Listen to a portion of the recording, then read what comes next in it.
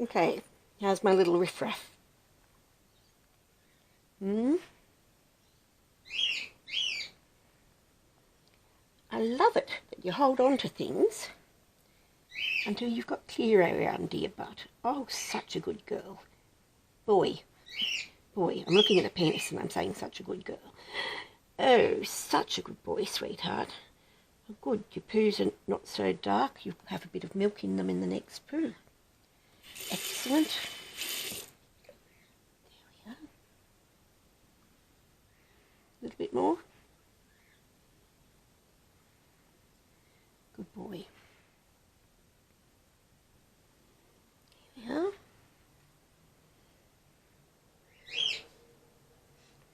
There we are.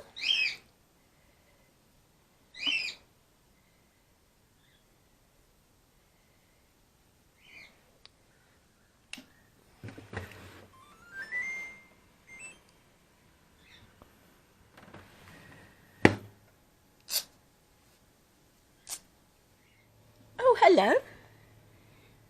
Have you gotten out? What temperature have I got you on? I think you could go down a degree, couldn't you? It's evening. He's been doing really well. Oh, darling, sorry.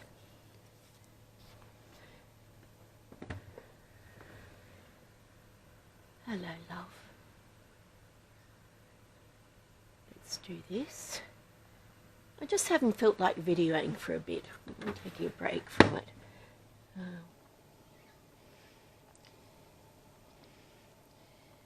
Now he's developed some hernias. As you can see, his balls are a bit big, and it's not his balls, it's his gut popping out through his inguinal femoral canals. I have to have a think about that. I do know it, but I've just temporarily forgotten it. So what I'm doing, I'm feeding him 3 times a day. So what I'm doing is I'm feeding him every 3 hours. I'm not putting him completely bummed down for toileting him. I'm just, I'm trying to do it without him putting pressure on his lower abdomen and pushing it out and pushing his bowel and or balls out. It happens to boys. It doesn't actually happen to the girls. They don't have inguinal or femoral canal. Well, they have femoral canals, but they don't have inguinal canals, and so they don't have something left open so that the testes can descend into their normal position through the canals to become external. So the rationale behind all this, is that we need them to, give it to me, darling, enough that I can get it unhooked from your teeth. Yes, I know your teeth are little backwards curving shark teeth. There we are. Here. Yeah, you don't have to panic anymore. I've got you. So, we need to reduce the pressure in his lower abdomen. Come on then, darling. I know, you want to be fed. I know. But I can't feed you until I get you downstairs, and I can't get you downstairs until you stop trying to savage me. Oh, excellent. Look what I've got. It's pink. You'll get over it.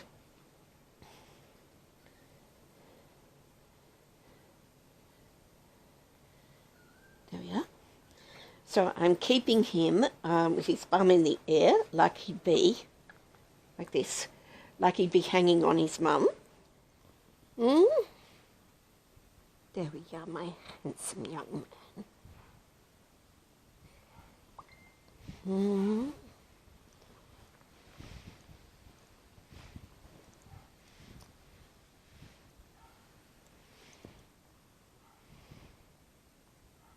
Yeah? Okay, pretty sure it's hot by now. Boiling water should make a few mils hot. Pretty sure it's too hot by now. Yes, okay, I'll have to wait a minute. So I feed him with his bum up in the air so that his abdominal contents are not pushing on his groin. I toilet him mostly with his butt up in the air so he's not forcing poo out while he's hanging downwards. And his poos are a lot better now, and he's feeding a lot better now. He's just a little bit more high maintenance, and that's just what happens. It does. Right, that feels better. How are you doing, Mr. Handsome?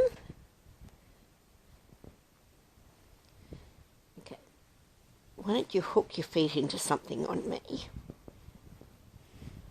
If I can find them. There you are.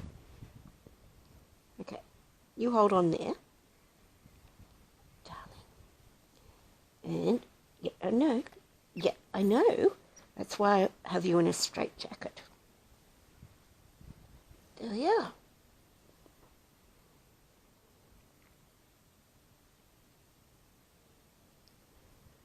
So I'm feeding him smaller quantities, slightly more frequently, an hour more frequently. So he's getting 6 to 7 feeds a day of about a meal to 2 meals less. So, baby? Okay. So I put him back in here in the incubator with his bum right up in the air. So the pressure is off his groin area and more onto his diaphragm, which is a normal way for a bat, but we just need to stop his bowel contents trying to herniate out his inguinal canals.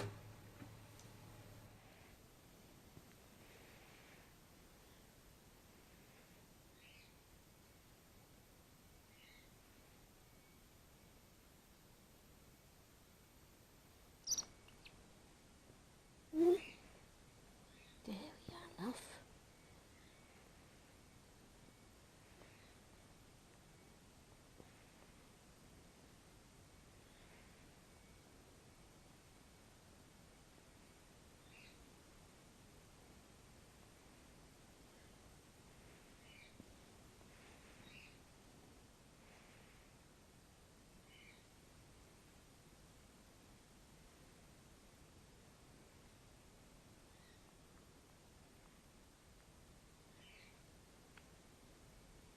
How's your straitjacket?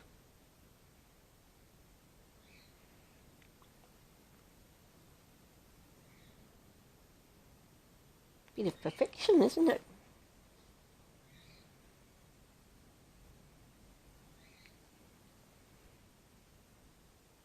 You can smell that, can't you? Oh, get it right in.